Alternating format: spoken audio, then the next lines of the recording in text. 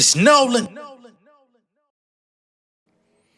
What's going on, beautiful people? It's the kid J Nolan here. Welcome back to another edition of Inside the Industry, your number one source for music and entertainment commentary and breakdowns.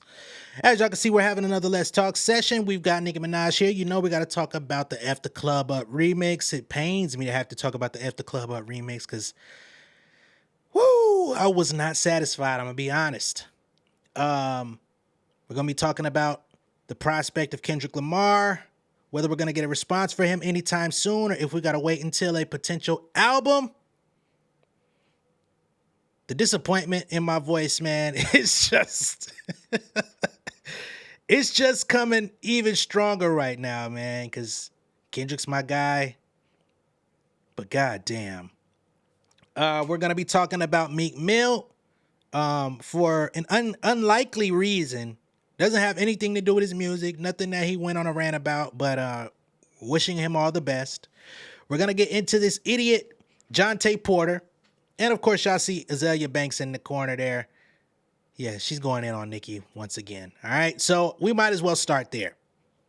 So as y'all know, the F the Club Up remix came out last night. That's Nicki Minaj featuring Travis Scott, Chris Brown, and Sexyy Red. I mean, that's a star-studded lineup, but it wasn't excitement-inducing for me personally. You know what I mean? I told y'all I could go the rest of my life without hearing another Travis Scott verse, ad-lib, anything. You know what I'm saying? I tried to do the yeah shit yesterday, and y'all said it sounded like a goddamn chipmunk or whatever y'all said it sounded like. Well, how it sound to you right now? Yeah. LaFleur. How it sound to you now?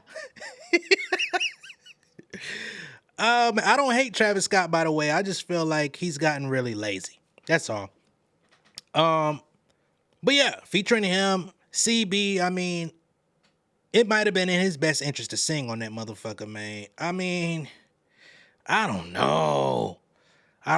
But I might as well stop wasting time and get to my true thoughts about the record. We're actually going to go over the lyrics and everything since I have nothing better to do. We're talking about it. Why the fuck not, right? So let's get to that.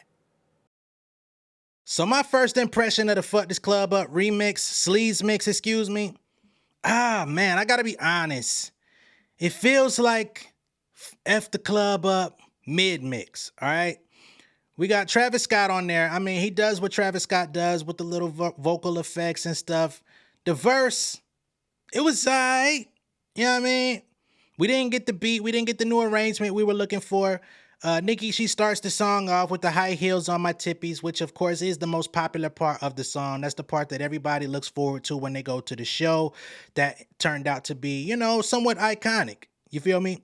If we're going to be all the way honest, we're going to be all the way objective here. It's one of those pieces. I was hoping to get a little more, you know what I mean? I was hoping that she was going to open the song up with a new verse. We didn't get that. We didn't necessarily get a new arrangement in the beat. There were some, you know, different drops that were added, little drum effects and stuff that were added. So I guess you could say that's kind of a new arrangement, but not really. Not for anybody that actually knows music. It feels very rushed. It felt like, I don't know. It just didn't feel properly executed. And that's not out of any sort of hate for Nicki Minaj. It just felt flat to me. I never even liked the drums on this record. Like ATL Jacob, those drums, they always felt clunky to me. But the song itself is cool. I don't know, man. I ain't gonna lie, I expected Nicki Minaj to introduce a new flow on this record. I thought she would, you know, maybe go double time on there. This is one of those records where she could have approached this in a numerous amount of ways rather than just a da da da da da da da. We heard that on the first one. I didn't think we would carry that over into this new one. I expected something fresh.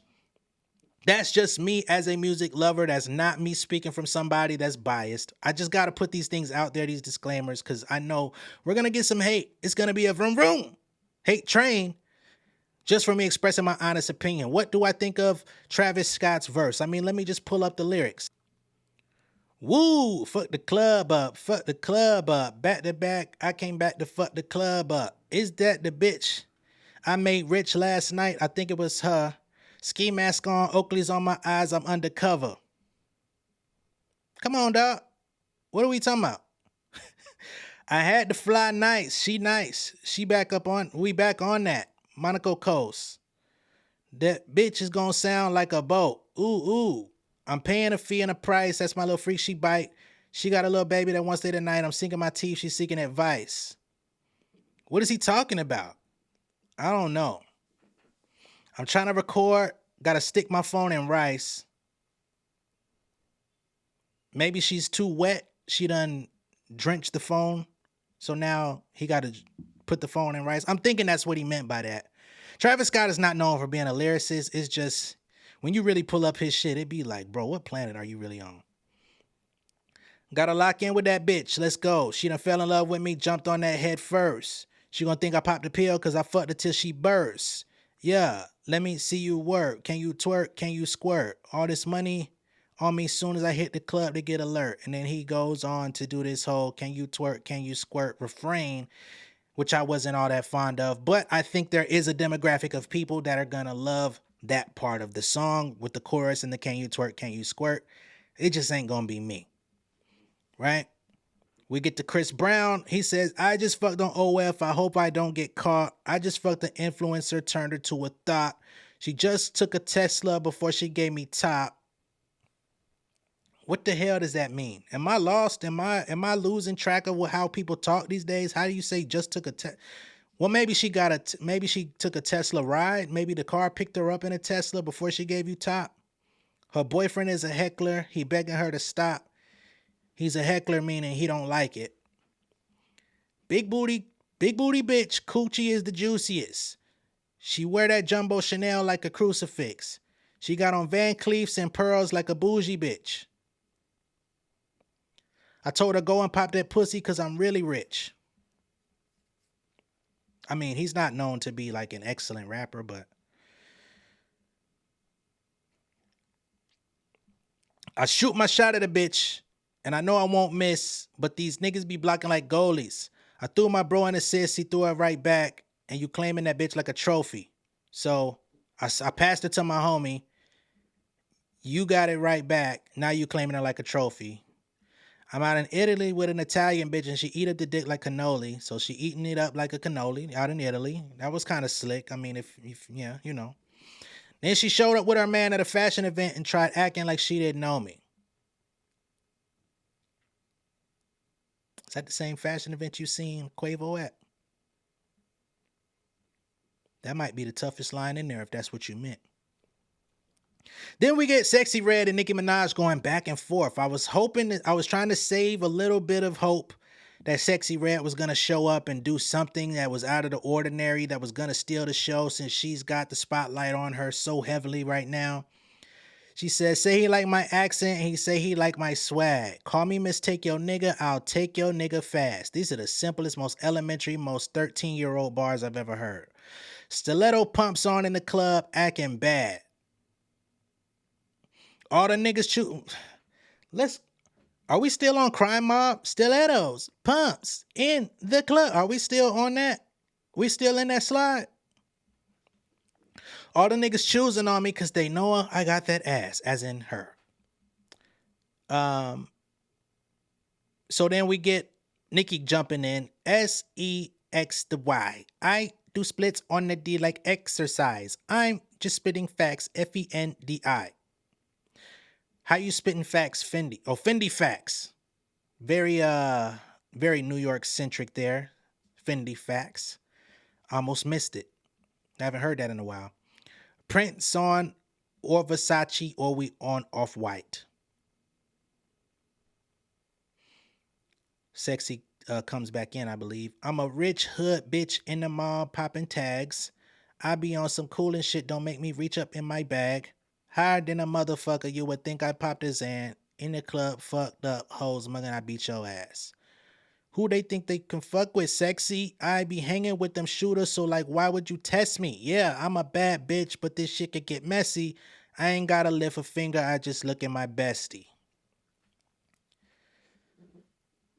Oh, boy. I low-key feel like I just read Ice Spice lyrics, bruh. Like, again, you know, I've given Nicki Minaj a lot of credit for being a dope lyricist.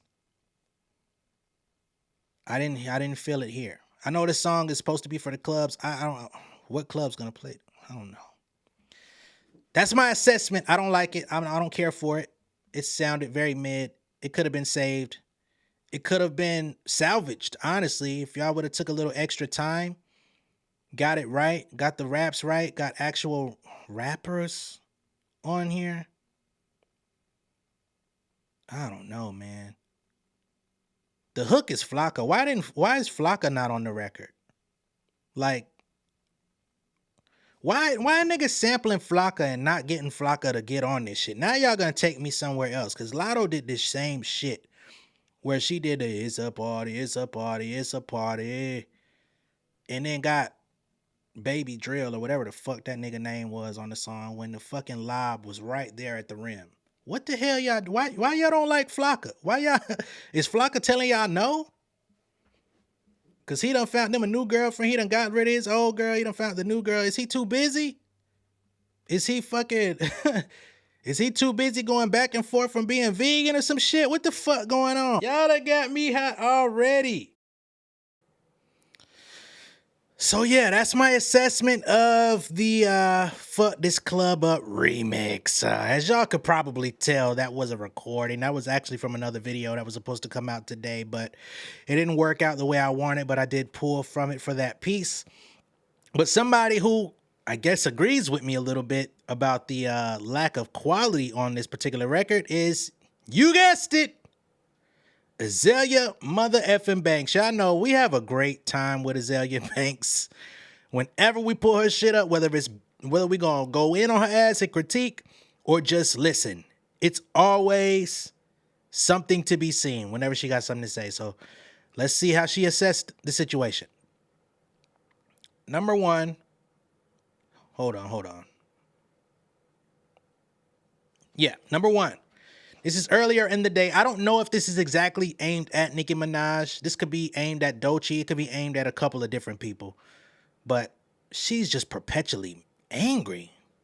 She says, please don't be that person mood boarding the mother for 5 years, giving her no credit, no acknowledgement, thinking you're eating it, slaying me, then proceed to find out that you're in fact not that girl. As you find out you actually have no real handle on the art of rap in general upon asking me to put a guest verse on a song you leaked to SoundCloud early. I feel like this is at Doechii. Then get upset when I'm sincerely trying to make you understand that your new shit is very generic and it's not how you should use your Azealia Banks wild card. Yeah, I feel like this is aimed at Doechii. This is her earlier today before she even got on Nicki ass. Wow.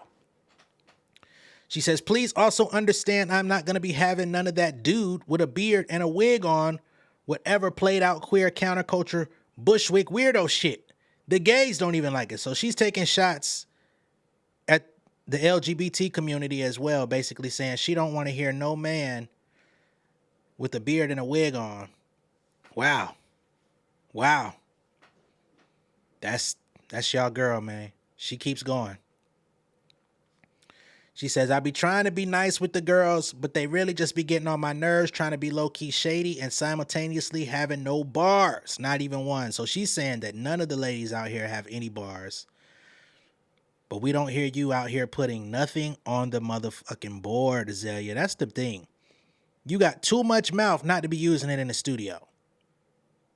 The shit baffles me. Now we get to Nicki. Let me pull this up on my screen. Y'all can see it there, yeah, but the text is so small. So she says, I'm sorry. This is in direct reflection to Fuck the Club Up remix, right? Y'all see Nicki and Sexyy Red there in this photo, which they claim is AI. I don't know. Could be. You know, Nicki's definitely been utilizing AI for all this Gag City stuff up until this moment, so I would not be surprised. I don't think they spent no time together like that, but anyway.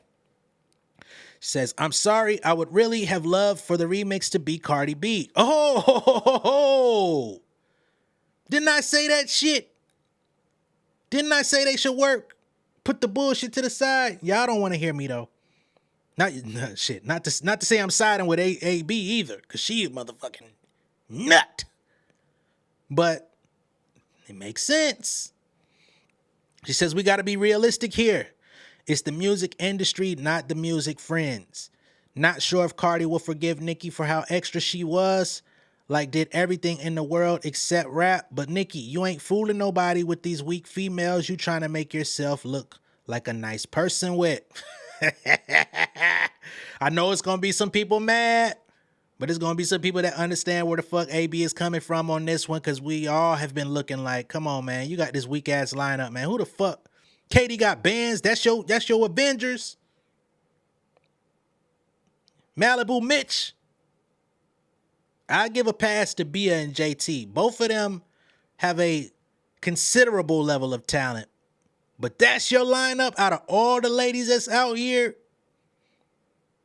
You couldn't get with somebody that we ain't heard of yet that's just fire.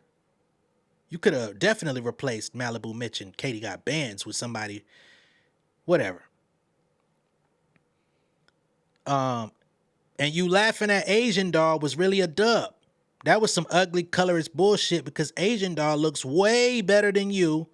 Her songs are harder, and I'm starting to notice how much the industry really hurt that girls' feelings and how pussy rap niggas are, because Asian Doll is G'd up. Now, I did just talk about the Stunner Girl Asian Doll issue the other day, and Stunner Girl definitely has been taking some colorist, almost black racist, you know what I mean? I don't know what the fuck heritage Stunner Girl comes from, if she's of some Hispanic descent or if she's black, but she seems to have an issue with darker skinned black women. She called her ugly because she's dark. That shit was way out of line. I don't know about Nicki Minaj laughing at that. If y'all have any information on that, I don't watch Nicki all day, so I don't see all her antics.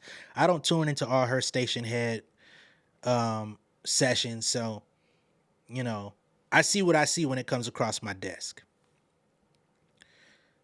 But yeah, so Azealia is basically saying you should have aligned yourself with Asian Doll, which I think that would have lended a little more credibility. Asian Doll ain't that great of an artist, but she's not terrible. She's a little bit better than some of the other girls in your Super Friends lineup, though. She says, Nicki, you looked so stupid on that stage with all those unicornic rap girls. Oh, uniconic. I said unicornic. What the fuck been going on with me today? Uniconic rap girls. I guess unicornic could work too, because that's her emoji, ain't it? And Sexyy Red look like she's stinking this photo. God! I can't even tell if it's her. You really accuse Cardi of having herpes, but are posing with a chick who admitted to having gonorrhea. And we know you don't even like Foxy, but she had the chikungunya too, and that's your quote-unquote idol. Hey, dog. I don't be knowing all the lingo and shit that be going on. What the fuck is the chikungunya? Come on. What's going on here? What the fuck? Hey, man, I had to go look up what this shit is. The chikungunya. I don't know if Foxy Brown really had this shit, but it is an infection caused by the chikungunya virus. The disease was first identified in 1952 in Tanzania, and name is based on a Kimakonde word, to become contorted. Symptoms include fever and joint pain. These typically occur 2 to 12 days after exposure. Other symptoms may include headache, muscle pain, joint swelling, and a rash. Symptoms usually improve within a week. However, occasionally the joint pain may last for months or years. The risk of death is around 1 in 1,000. The very old, young, and those with other health problems are at risk of more severe disease. The virus is spread between people by 2 types of mosquitoes. They mainly bite during the day. The virus may circulate within a number of animals, including birds and rodents. I just had to get some clarity on what the fuck the chikungunya was. You know what I mean? Like, the Shibuya roll call was calling me, dog. I ain't gonna lie to you. And let's be very real. That fucking Nicki Minaj Foxy Brown record that came out years ago during the Queen era, that shit was rabid trash, man. Yeah, we not gonna lie. it took me a while to even get around to hearing that shit. I was like, why did y'all waste y'all time with that, man? You know what I mean? And ain't said nothing to her, ain't been seen with her, ain't made another one since. Damn. Shit getting real crazy out here, man. I don't want to go in on Nicki. That's not my objective here. My objective is never to go in on Nicki, but as far as the record goes, I was unimpressed. I was not moved. I was not moved. You know what I mean? I think y'all should have took more time, man. I don't know. That shit sounded rushed. It sounded very badly rushed, especially when it came to the breakdowns and the beat drops and the drum doubles and all that shit. I don't know, man. That just wasn't doing it for me.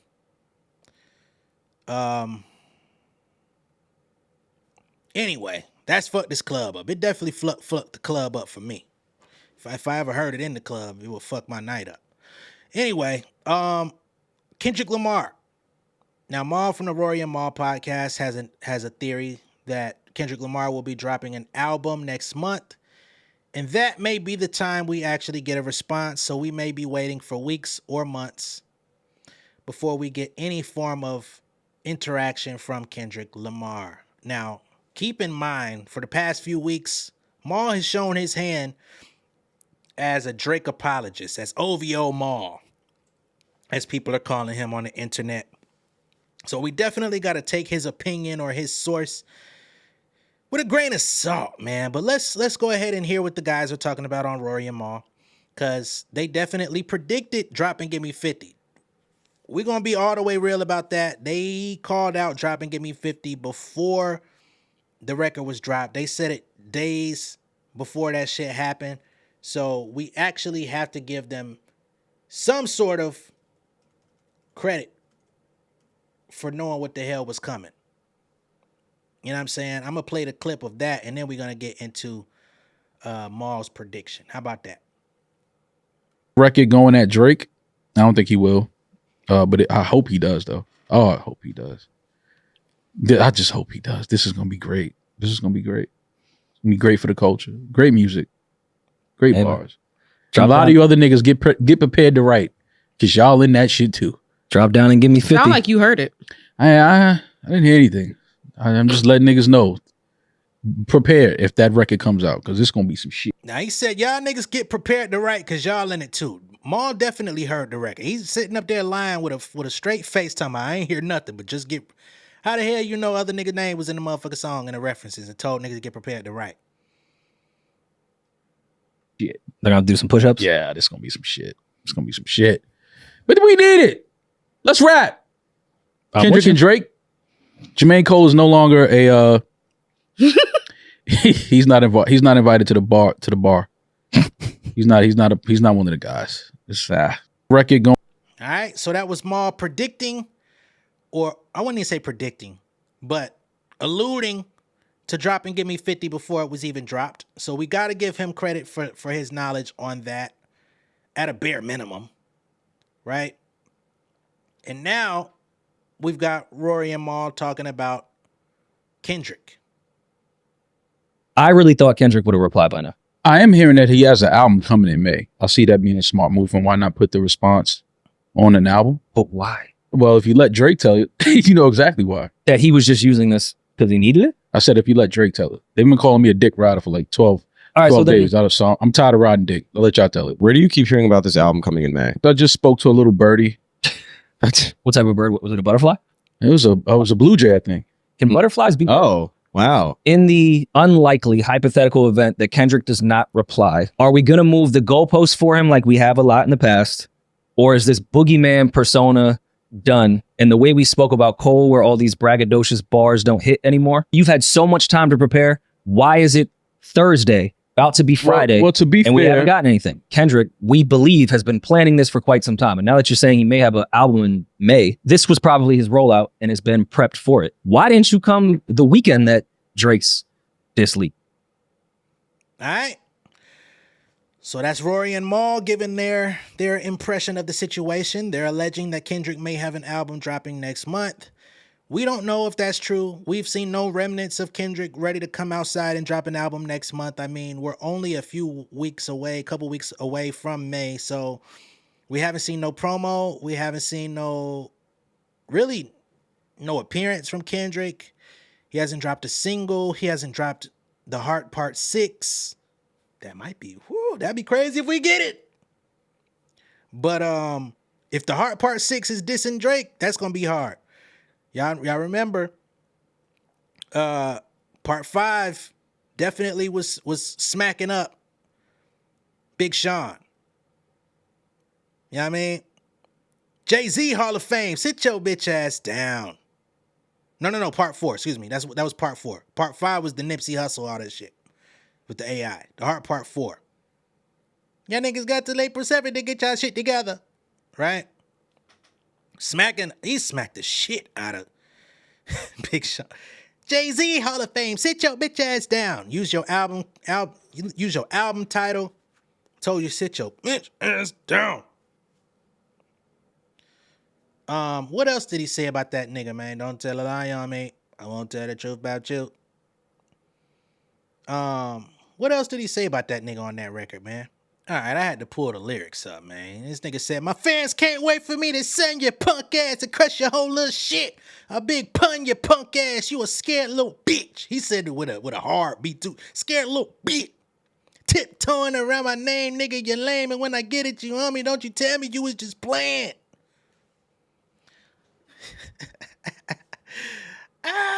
So if he does a Heart Part 6 and he goes at Drake, that shit better be good. You know what I'm saying? I was just playing with you, K-Dot. Come on, man. You know I need to rock with you, bro. Shut the fuck up. You sound like the last nigga I know. Might have not like the last nigga I know. Oh, you don't want to clash, nigga? I know. I put the foot on the gas, head on the floor, hopping out before the... Let me stop. What else did he say about that nigga on there, man?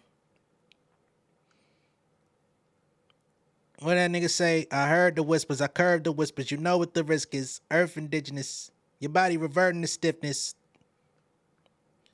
What else he say about that nigga on there, man? I'm going through the goddamn lyrics. Sad daddy, my only advice, get you a bag. He smacked them up on Element too with the if I gotta slap a pussy ass nigga, I'ma make it look sexy. It's the difference between black artists and whack artists. He was going on that nigga. Then that whole Humble song was definitely aimed at Sean too. Be humble. Hold up, bitch. Hold up, look, bitch. Sit down. Took that nigga ad lib and made it a hit. He wasn't playing with Sean, man. I don't know what the fuck. I don't know what the fuck was going on behind the scene with Big Sean, but he just kept slapping that nigga, man. So that means you ain't bigger than rapping. So that means no more playing the back seats. So he was definitely going. I think there was some shots at Drake too. That was the you ain't bigger than rapping. That was definitely aimed at Drake at that time. But we need some more. Kendrick, going on, brother. We need you to come outside.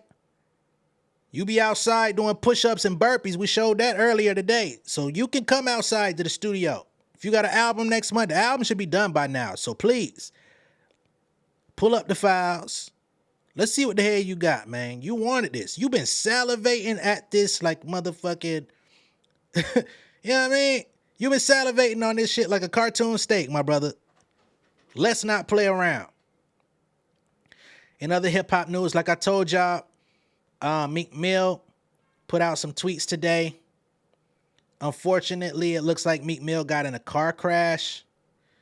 We don't know exactly when this car crash happened, but it had to be within the last few days.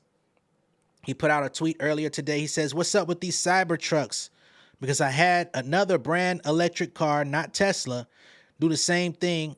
I crashed and got hurt bad. The airbags didn't even come out in a totaled car. Tesla has always been safe for me. I tried some new shit and it almost killed me the first day." Meek Mill then came out today with actual footage of his smashed up vehicle. talking about what happened. It wasn't very long of a video, but you can at least see what went down, right? So let's go ahead and pull that up.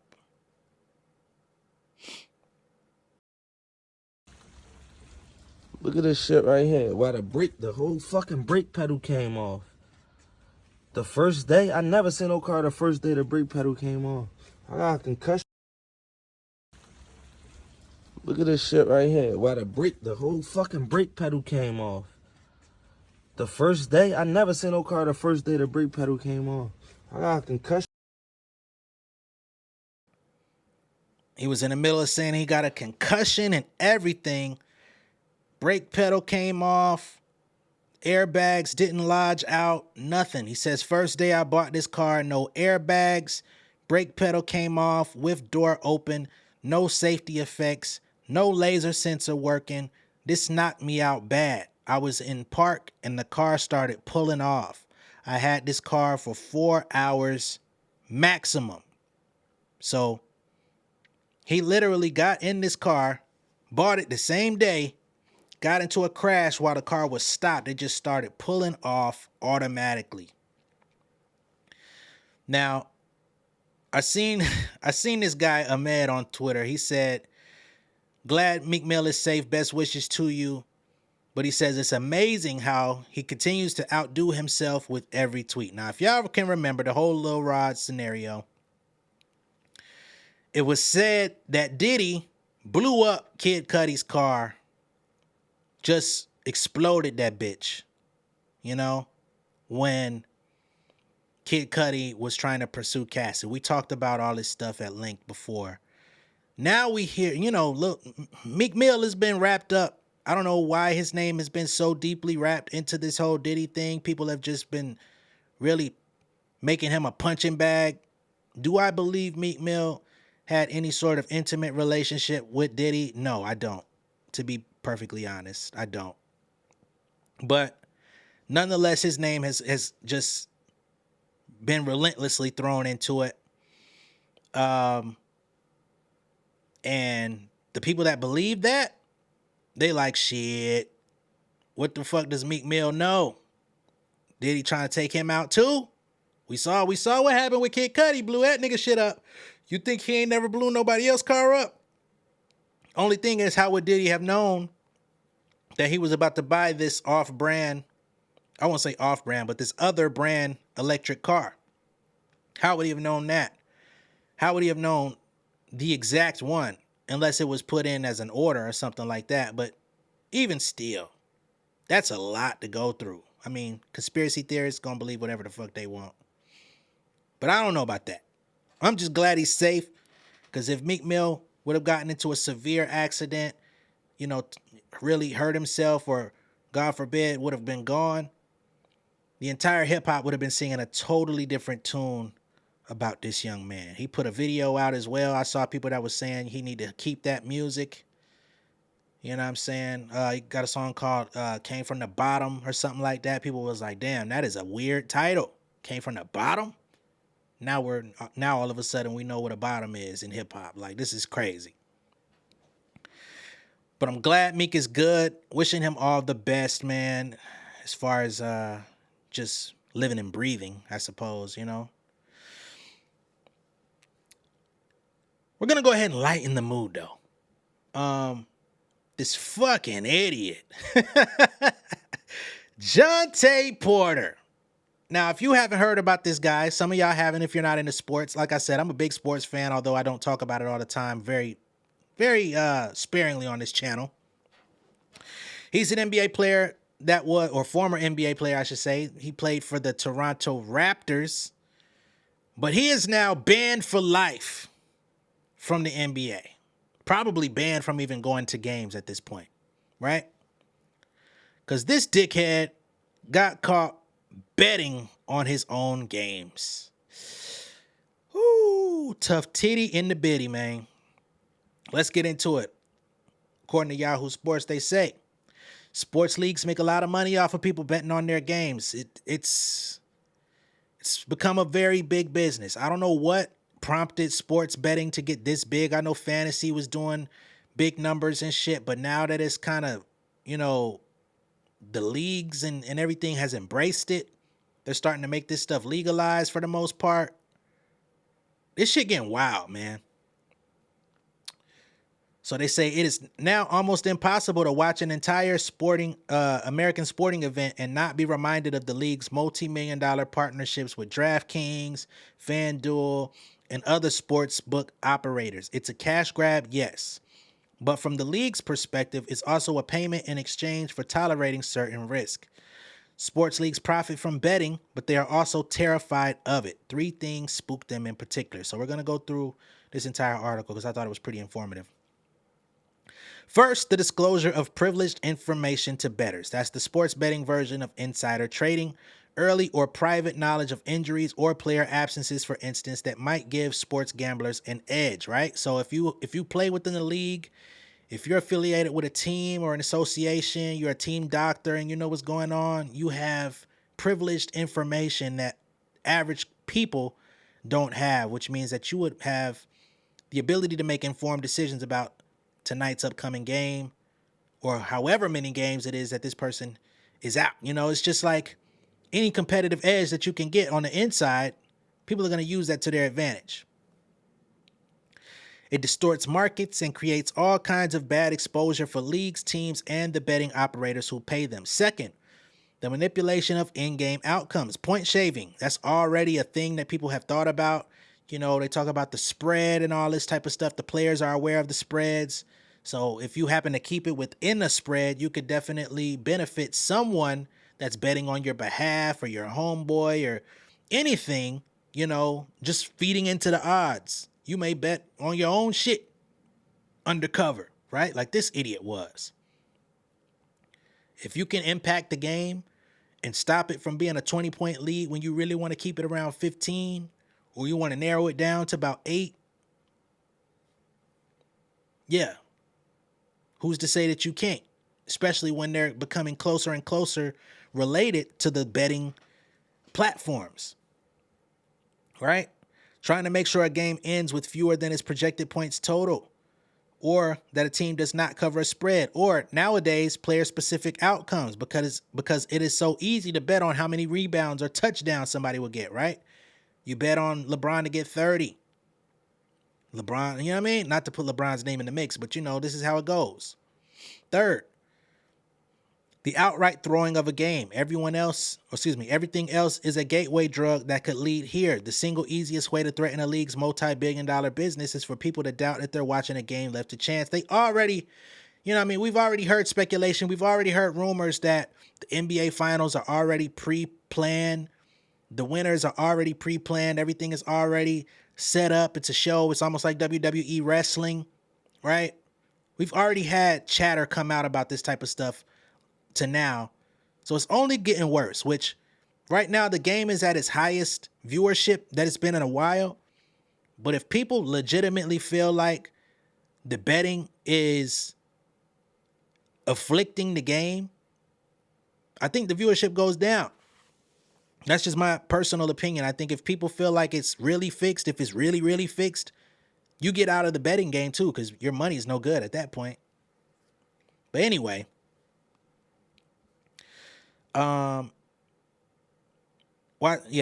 people buy tickets and tune in on TV at an appointed time because the outcome is not predetermined. If that goes, everything could go, right? So now, Jontay Porter, the now former Toronto Raptors power forward, committed the first 2 sins and got into an uncomfortable flirtation with the third. The NBA gave the 24-year-old, nigga, you was only 24? You ain't even play long enough to really get your bread up. You are a fucking fool. The NBA gave the 24-year-old a lifetime ban on Wednesday after investigating unusual betting activity around Porter's performance at Raptors games. It's a major betting scandal, the biggest involving a player in the United States since states began to legalize sports betting en masse in 2018. If the Black Sox were a 10 on the scandal scale, Porter is probably a 6 or a 7. Damn, Chicago. Who the fuck is the Black Sox? You going out like Pete Rose, dog. Damn. The league found that Porter shared his own injury information with someone he knew was an NBA bettor.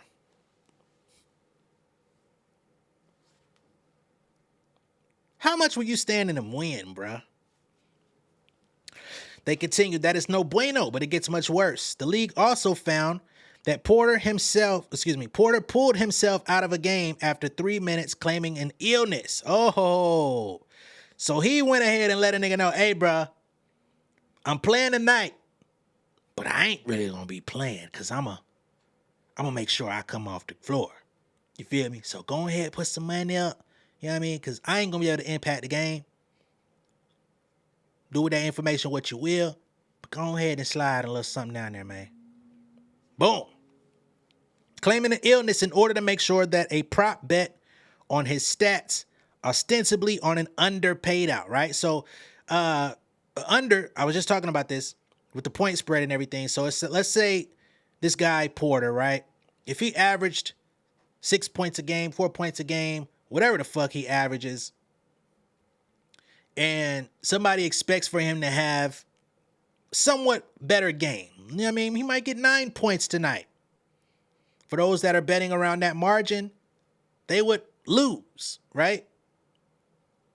Because he's going under, right? So if he's going under his average, then put up 2 points. I'm sick. I can't play.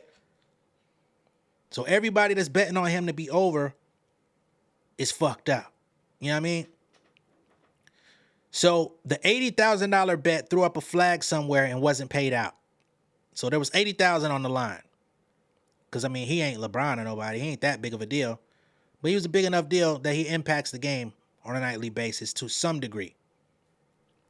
Finally, the league found out that Porter had placed at least 13 bets on NBA games using another person's online betting account. He netted nearly $22,000 in winnings. You only make $20-something thousand. I told y'all earlier in my previous video, league minimum salary is $1 million. I think he's making a little bit more than that probably, but you got a whole contract, minimum $1 million a year.